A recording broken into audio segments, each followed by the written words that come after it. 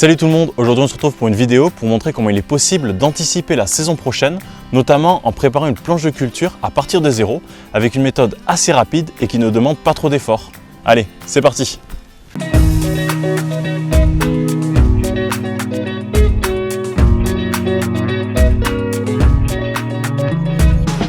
Avant de vous montrer concrètement la pratique, je tenais à vous donner les raisons qui m'ont poussé à faire cette vidéo, puisque j'en ai déjà fait une sur plus ou moins le même sujet. Mais justement, lorsque je l'ai revisionnée, je me suis rendu compte qu'elle comportait pas mal de défauts. Et notamment le fait que je dise qu'il existe deux méthodes pour démarrer son potager, alors qu'en réalité, il en existe un très grand nombre. Et je dirais même que chaque jardinier a ses propres méthodes en fonction de ses outils, de son terrain et de sa condition physique. Ensuite, lorsque j'ai abordé la deuxième méthode, j'ai précisé que la bâche n'était vraiment pas mon matériel de prédilection, sans pour autant dire par quoi je pourrais le remplacer. Et étant donné que beaucoup de questions m'ont été posées à ce sujet, j'ai décidé d'en faire une vidéo. Ainsi, je vais vous montrer avec quelques outils simples, un peu de récup, assez peu d'efforts et bien sûr sans utiliser de bâche, comment il est possible de démarrer un potager en prévision de la saison prochaine.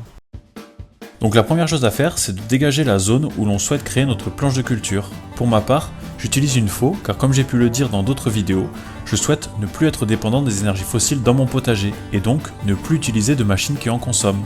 Une petite précision tout de même, cette première étape n'est absolument pas indispensable, mais on va dire que ça facilite un peu pour la suite.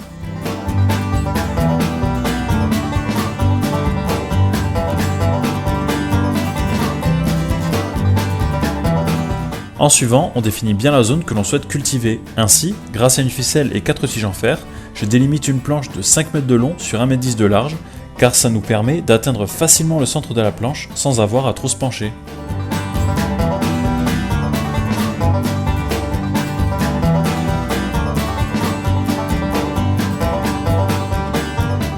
Après ça, on vient aérer le sol avec une grelinette, une biogriffe ou encore une fourche bêche en fonction de ce que vous avez. Ceci permet de réaliser un premier décompactage et de bien oxygéner la terre, ce qui aura pour conséquence de stimuler la vie aérobie du sol qui enrichira et décompactera encore plus notre zone.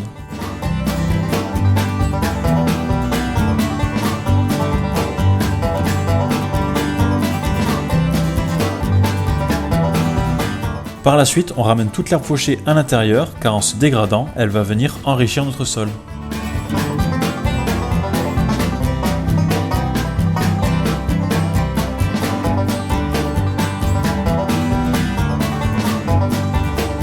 Ensuite, c'est là qu'intervient le matériel de récupération qui vient remplacer la bâche, il s'agit donc du carton, que l'on vient simplement poser sur la zone délimitée en ne laissant aucun espace libre. Sachez tout de même qu'il sera préférable d'en retirer toutes les encres, et ce, d'autant plus si l'on ne connaît pas leur origine. Et d'ailleurs, sur ce dernier point, faites attention à ce que le carton utilisé ne vienne pas d'en dehors de l'Union européenne, car si c'est le cas, il y aura de fortes chances pour qu'il ait subi des traitements contre les insectes et les champignons, et donc qu'il ne soit pas forcément le bienvenu dans un potager.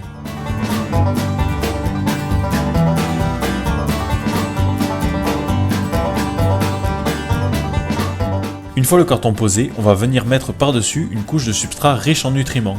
Ainsi, pour ma part, j'y mets du fumier de cheval, mais vous pouvez très bien y mettre du compost ou encore du terreau. Toutefois, il faut savoir que le compost ou le fumier frais, ou en tout cas pas tout à fait décomposé, serait idéal car en plus d'enrichir le sol, ils stimuleront la vie du sol qui se régalera de toutes ces matières organiques.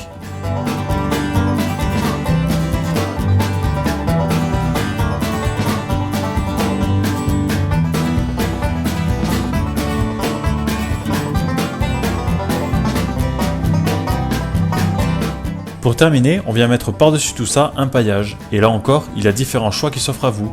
Et d'ailleurs, si vous voulez avoir plus d'infos sur les différents types de paillage, je vous invite à aller voir ma vidéo qui traite du sujet en cliquant sur le lien qui s'affiche en haut à droite. Pour ma part, comme vous pouvez l'observer, j'utilise de l'herbe que j'avais fauchée il y a maintenant plus d'1 mois et qui a commencé à se décomposer. Mais sachez que par la suite, quand ce sera la bonne période, je viendrai y mettre des feuilles de platane, car j'en ai déjà fait l'expérience sur 2 de mes planches, avec de très bons résultats, à savoir assez peu de limaces, quasi aucun besoin de désherbage, un sol rempli de vie et une très bonne limitation de l'évaporation.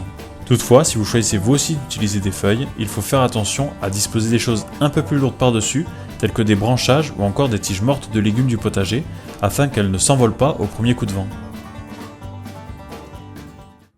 Et voilà le résultat. À présent, on n'a plus qu'à attendre 4 à 6 mois, le temps que toute la vie du sol fasse son travail, en décomposant le carton et en décompactant et en aérant un peu plus la terre. Et on pourra alors venir y planter ou semer ce que l'on veut. Donc comme vous avez pu le voir, c'est une méthode assez simple et rapide et qui nous permet notamment d'avoir moins de travail à faire au printemps, ce qui est plutôt intéressant, surtout lorsque l'on sait tout le travail qu'il y a à faire au potager durant cette saison. Avant de terminer, je tenais à dire un immense merci à ceux qui me soutiennent sur Tipeee. Et si vous aussi, vous pensez que mon travail mérite votre soutien, je vous invite à cliquer sur le lien juste ici. Voilà, j'espère que cette vidéo vous aura plu et que vous avez passé un bon moment. Sur ce, je vous dis bonne continuation et à la prochaine pour de nouvelles vidéos.